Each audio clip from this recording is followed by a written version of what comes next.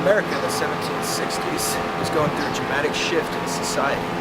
This shift was the Industrial Revolution, when a long-time agriculturally based society was shifting to that of manufacturing and mass production in factories. This meant longer work hours and lower wages for the employees. Some people in society were not happy with this shift. It caused them to break away into communal societies. One such communal society stuck out from the rest because it was the first one to not be religiously based. This society was founded by a man named George Ripley. George Ripley was born on October 3, 1802 in Greenfield, Massachusetts.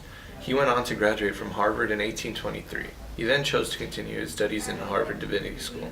Ripley became interested in Transcendentalism, a system of beliefs that saw divinity in all aspects of life, and encouraged forward thinking in subjects concerning feminism and communal living. This would lead Ripley to be co-founder of the Transcendental Club. Soon after establishing the club, Ripley dissolved his ties with the Unitarian Church.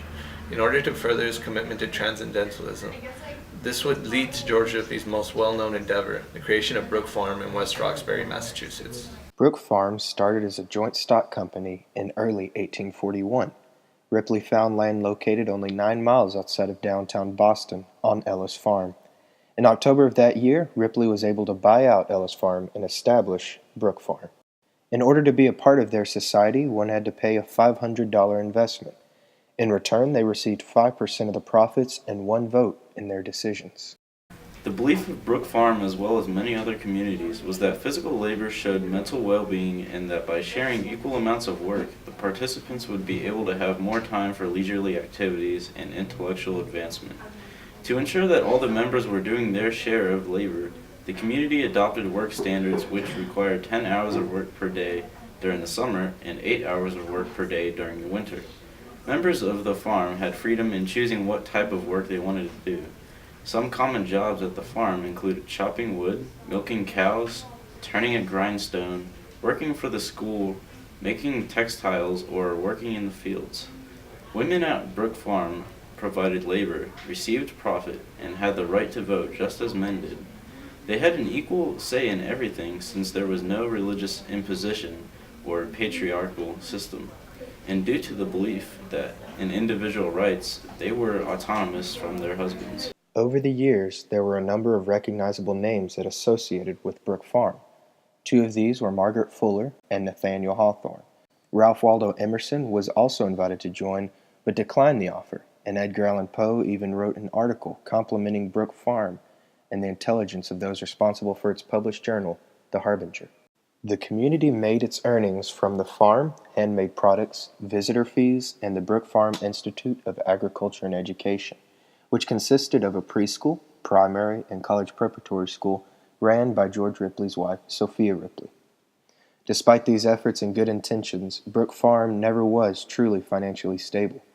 In 1844, things got even worse, as Brook Farm adopted a new model of society based on a socialist movement started by Charles Fourier, and lost much of its Transcendentalist support, including that of Transcendentalist leader Henry David Thoreau, who said, "As for these communities, I think I'd rather keep Bachelor's Hall in hell than go to board in heaven."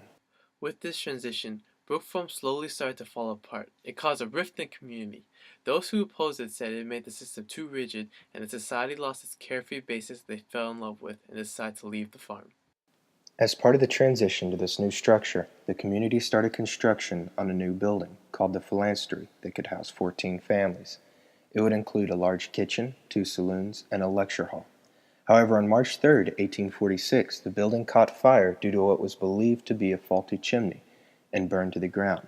Being uninsured, it cost the community $7,000 in losses. In May of 1846, George Ripley made an unofficial break from the community, and by 1847, the farm was shut down. Looking back on their experiences, Sophia Ripley said that their original optimism was childish, empty, and sad, and George Ripley told a friend, "I can now understand how a man would feel if he could attend his own funeral." After its closing, the land of Brook Farm was used for various reasons, including a Civil War training ground at one point. However, for most of its time, it was used as a Lutheran orphanage and hospital. In the year 1965, the state of Massachusetts declared it a historical landmark.